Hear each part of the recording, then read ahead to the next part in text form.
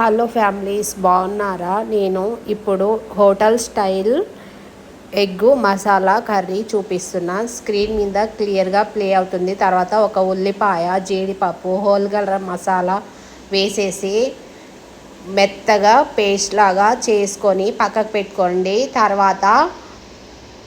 తర్వాత 3 టమాటాలు కూడా పేస్ట్ చేసుకొని పక్కకు పెట్టుకోండి. తర్వాత మీకు ఎన్ని ఎగ్స్, 7 ఎగ్స్ కావాలా, 8 కావాలా?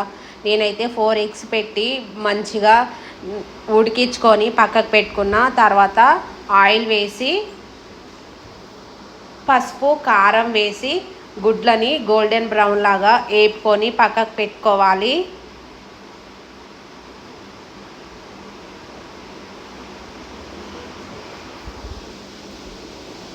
పక్కకు పెట్టుకున్న తర్వాత అదే ప్యాన్లో మనము పోపు దినుసులు వేసి కొంచెం వేడెక్కిన తర్వాత మనం ముందే రెడీ చేసుకున్న పేస్ట్ ఉంది కదా, కరివేపాకు, పచ్చిమిర్చి, జీడిపప్పు, ఉల్లిపాయ పేస్ట్ని దాంట్లో వేసేసి పచ్చి వాసన పోయే వరకు వేపుకోవాలి. తర్వాత టమాటా పేస్ట్ని కూడా వేసుకున్నాం కదా మనం, టమాటా పేస్ట్ని కూడా కడాయిలో వేసేయాలి. కడాయిలో వేసేసిన తర్వాత అన్నీ మిక్స్ అయ్యేలాగా కర్రీని తిప్పుకోవాలి, గ్రేవీని. తర్వాత మనం ఆల్రెడీ మసాలా వేసాం కాబట్టి 1 స్పూన్ ఉప్పు, పసుపు, కారం వేసి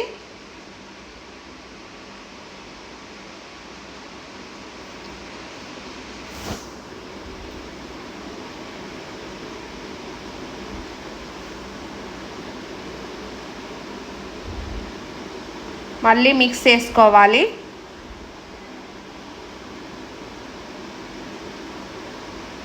అలా మిక్స్ అయిన దాన్ని గ్రేవీ, అల్లం పేస్ట్ కూడా 1 స్పూన్ వేసాను. 2 స్పూన్లు కూడా దహి వేసుకోవాలి, పెరుగు.